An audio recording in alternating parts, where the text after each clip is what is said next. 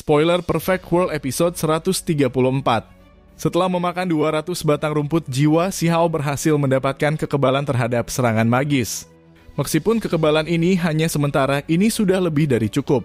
Si Hao ingin menguji kekebalannya dan bertepatan dengan itu, para pengejar Yunzi dari klan perang datang. Inilah kesempatan Si Hao menguji kekebalan tubuhnya.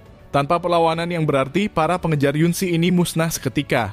Setelah itu, Si Hao dan Yunzi melanjutkan perjalanan, masuk lebih dalam wilayah medan perang. Terus masuk, Si Hao dan Yunzi melihat sebuah gunung tulang.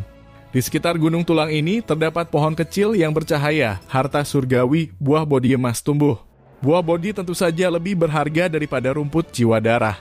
Buah ini bisa meningkatkan kekuatan jiwa dan kekuatan magis orang yang mengkonsumsinya.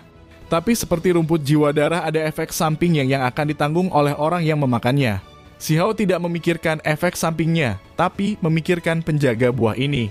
Karena ada yang tidak beres, Si Hao dan Yunzi mengamati lebih lanjut gunung tulang ini. Rupanya ini bukanlah gunung tulang biasa, melainkan sebuah makam. Si Hao sangat berhati-hati menyiapkan formasi dan menunggu orang yang datang. Para pengejar Yunzi dari klan perang lagi-lagi datang untuk menangkap Yunzi. Ada 3 orang di tahap dewa sejati, mereka semua melirik ke arah buah bodi. Buah bodi memiliki daya tarik yang luar biasa sebagai harta surgawi. 3 orang dewa perang ini berebut mendapatkannya. Ketika 3 orang mengarah ke sana, pelindung pohon bodhi yang ada di gunung tulang bergerak. Pelindung ini juga ada di ranah dewa sejati, tapi jauh lebih kuat dari 3 orang dewa klan perang.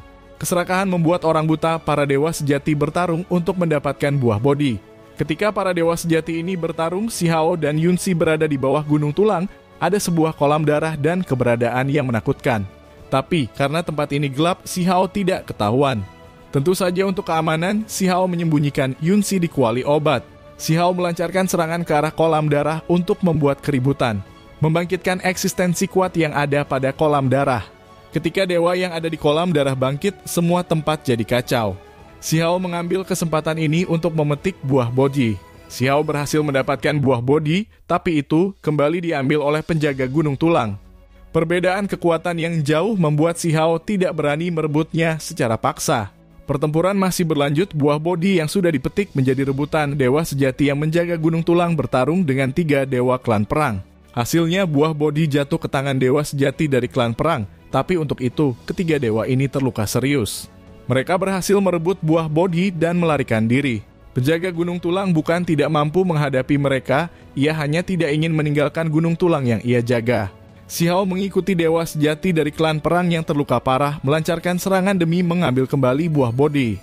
Dewa sejati saat ini sedang dalam kondisi lemah, dan Si Hao menyerangnya dengan teknik reinkarnasi. Namun selemah-lemahnya dewa sejati, ia masih mampu bertahan dari serangan Si Hao. Si Hao tanpa pikir panjang melancarkan serangan beruntun. Berbagai teknik dan kuali pil ia gunakan untuk melenyapkan dewa sejati ini. Usaha Si Hao berhasil, tubuh dewa sejati hancur berhamburan. Setelah berhasil membunuh dewa sejati, Yunzi keluar dari kuali pil. Yunzi tentu terkejut dengan pencapaian Si Hao, karena belum pernah ada ahli tertinggi yang membunuh dewa sejati. Si Hao juga puas dengan pencapaian ini dan menginginkannya lagi. Karena ada 3 dewa sejati dan 1 telah terbunuh, Si Hao ingin mengincar yang lainnya. Si Hao dan Yunzi mencari jejak dewa sejati lainnya. Setelah 2 jam akhirnya ketemu.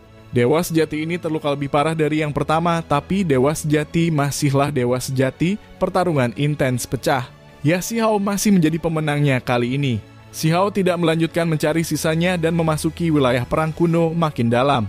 Saat sedang berjalan-jalan, sebuah proyeksi besar terlihat di seluruh medan perang kuno. Ini adalah kebangkitan kembali kaisar perang dan leluhur ras Celestial. Semua orang berkata kalau kaisar perang dan leluhur ras Celestial sudah mati, tapi nyatanya sang legenda bangkit kembali. 2 legenda saling bertentangan, aura mereka menghancurkan formasi 12 Raja Iblis. Ketika pemimpin mereka bertarung, para pengikutnya juga saling berhadapan. Situasinya menjadi sangat kacau, pertempuran terjadi di mana-mana. Nah, di sini dulu guys, mampukah Si Hao melindungi Yunzi dari bencana ini? Tunggu di episode selanjutnya. Terima kasih sudah menonton dan sampai jumpa.